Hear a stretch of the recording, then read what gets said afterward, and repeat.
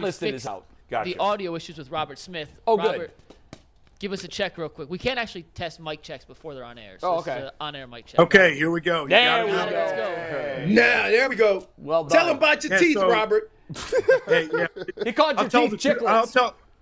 I'll tell the chiclet story, but I got to let Leroy know that I put on the Sally Jesse Raphael. What a name, bro. Where's she at? Oh, we need the bright reds. The bright reds. Leroy was so mad at me. I had these on down in Florida, and he's like, "Man, what are you doing wearing them readers?" Like, hey, I go to Walmart and buy them cheap 3-packs. I'm like Fred Sanford now. I got like a whole drawer full of them. Me too. I lose them. I lose a pair a week. But he was mad at me for wearing them, so I said I'm going to wear them every time I'm around. Too annoying. Man, them is bifocals, a little low key. Yeah. But he's not lying about the teeth. After my rookie season, I stopped wearing a mouthpiece, and in 1998 we had a game up in Chicago, and it was the football gods getting me back because I was running down on a long touchdown run, and Randy Moss came up and high-fived me, a little bit of showboating, got in the end zone, took off my chin strap, end zone celebration. Big Dave Dixon, our right guard, 6'5", 350 pounds, comes over, gives me a big bear hug, and my helmet comes down and knocks out most of my 2 front teeth. So you got to be careful with the mouthpiece. It's so funny, man. I went back and watched the game copy, like the TV copy of that game. And I can see on the way back to the sideline, I'm stopping in the middle of Soldier Field, like spitting my teeth out on the field. So. Man, that's crazy. Look at Leroy. So you telling me there was no DB that neither one of y'all feared, like as a running back? A DB? Yeah, DB. Don't do that. Hold on. Wait a minute. Don't do that. Hey, Robert. Don't do that. Robert, he plays DB, so he thinks that somebody amongst his craft was scary. Now I want to tell you this: when you play against Ronnie Lott, you had to lay on the ground until he came over the pile. Hey, now there are guys that you respect. Like Darren Woodson caught me it was a Sunday night game. It was at 6 Days to Sunday, which was, I guess, kind of the precursor to Hard Knocks. And they did all the shows that week. We played the Sunday night game, and it was a run to the left. I'll never forget it, up in the Metrodome, run to the left side, and Jake Reed's coming down for a block. I think he's going to get this guy, so I got my eyes somewhere else, which was the biggest mistake. Man, he caught me so clean in my stomach, and I swear this had never happened to me before. They need to tell everybody that plays football, you might get the breath knocked out of you, and you might feel like you're going to die. That's what Leroy just This is second near death. Leroy. I swear that I was on the field gasping, and I was thinking I'm gonna die on national TV. And I'm walking to the sideline, and I'm laughing my tail off, and they're like, "What are you laughing about?" I was like, 10 seconds ago, I thought I was gonna die. They need to tell folks, hey, it's okay, man. You're gonna be able to breathe, and just give it a few seconds. Yeah, but in the moment, playing running back is a hit or miss kind of situation. You got to learn a lot of the stuff you learn on the job. For example, we were playing, I forget who we were playing. It was Denver. And it was either Denver or San Francisco. And the whole week we run the screen pass, and Carl, our coach, would say, "Hey, you go in, you go back out. You go in, you don't cut it across the field." I say, "Man, I've been to a Pro Bowl. I got this, Carl." We get in the game. I catch it. Offensive lineman go by. I cut it. Back. Boom. That was it. Go to sleep, Leroy. Go to sleep. Hit me. When I opened my eyes, I thought I was at a photo shoot. Everybody was taking my picture. The trainer came out, and he said, "Leroy, where are you? Got it." Asked me another question. Got it. He said, "Do you know who hit you?" I say, hell, Freddie, if I saw somebody coming at me, I would have got the hell out of his way. No, I don't know who hit me. And I had been there for 2 weeks. I had just got there in Minnesota. And nothing but support and love on the sideline. Yeah, sure. From his teammates. You know what they were doing? Hey, we had one guy running behind me going, I'm Batman. I'm Batman. That's during the game. Another guy came over, sat next to me and say, give me a Caesar salad, a bus pass, and some bonbons. I'm like, wow. Leroy, give us a number before we say goodbye. What's the score Sunday? 20-14 Browns. I love it. All right, very good. Very good. Leroy, we'll see you next week, man. Enjoy the game Sunday. Enjoy the game. Later, Robert. You going down in all right, fantasy? Elroy. Are you playing No, in the I'm not. fantasy this Hey. week? Yeah, he about to lose. Yes. He about to lose. Yeah. I'm doing it for the great As, state as of long as you Ohio. think, as long as you think there's hard hitting DBs, you ain't gonna beat me. Leroy, thanks. We'll see you next week. All right, later. Hey, Robert, I asked Leroy this question. I wanted your take as well on McCaffrey because we talked about it before. If the Panthers are going to win, it's probably on the back of McCaffrey. He's been banged up the last 2 years, but when he's on the field, he's as good and as well-rounded as any back out there. What to you makes him stand out? Well, I mean, he has everything that you want in the back, right? I mean, he's got that vision, he's got that balance, he's got that explosive power, but it is that ability really to catch the ball out of the backfield that makes him so dangerous. And teams say it all the time, you know, how do you slow down a pass rush? You want to screen people to death. And the thing that makes him especially dangerous is you line him up in the backfield, you have a certain personnel grouping, and then he motions to the outside in that empty look and catches the ball on the outside. So he's got everything. And you know, running back, people say is a running back injury prone. I mean, it's silly. It's like saying is a race car driver crash prone. It's just going to happen. It's going to happen sometimes. And we know whether it's him or Saquon Barkley, guys go through stretches like that sometimes. You know, my first 4 years in the league, you know, I missed a lot of games, tore my ACL, tore my PCL, MCL, and the other knee. Had a high ankle sprain before they called them high ankle sprains. And in the last 4 years, you know, missed a couple games for most of those years. But it was my 8th year in the league. That was the first year that I didn't miss any games. So it's just one of those things that happens. How do you see this game? What is the matchup to watch? Everybody wants to make so much about Baker Mayfield going up against his old defense. What is the game within the game that will decide it on Sunday, in your view? Well, I think that, you know, I think Baker's a big part of it, obviously. And, you know, the thing that strikes me about him, and, you know, I called a game with the Browns against the Bengals in Cincinnati. This must have been the end of 2019, I think it was, or the beginning of 2019. And, you know, the thing that, you know, really struck me about Baker, and he's been like this since he got in the league, really, is he's got that chip on his shoulder. And, you know, if you're a guy like Phillip Rivers that plays with that kind of emotion and you've got crazy arm talent, it's one thing. But Baker, you know, really isn't known for the arm talent, you know, especially of a guy like that.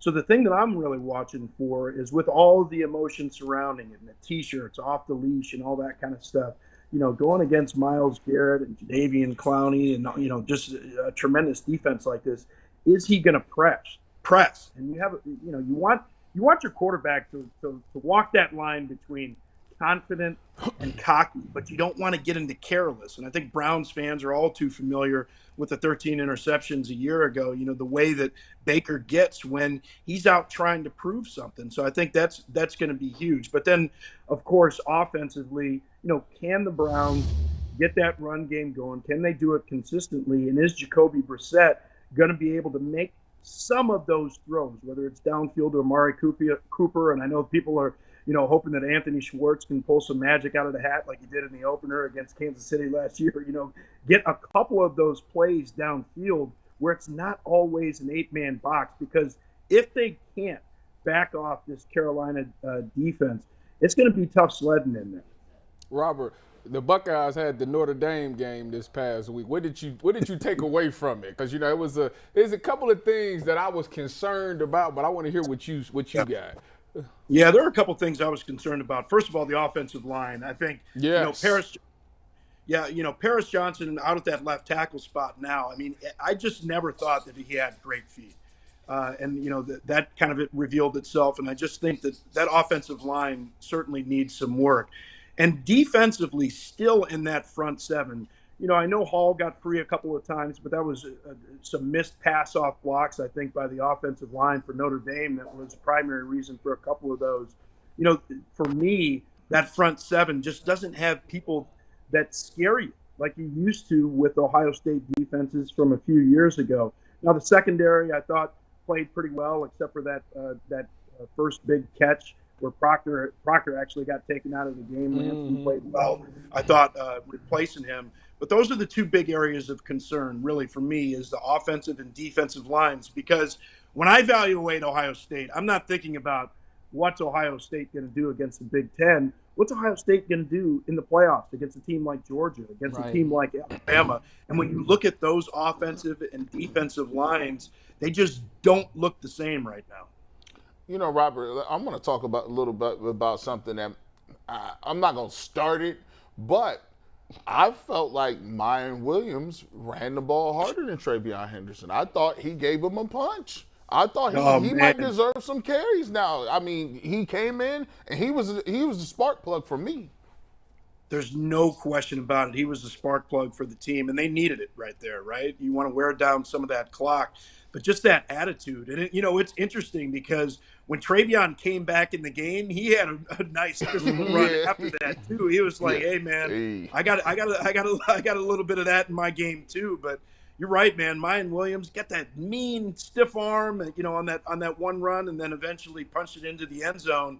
But yeah, man, he was running with some ferocity. I just love to see that.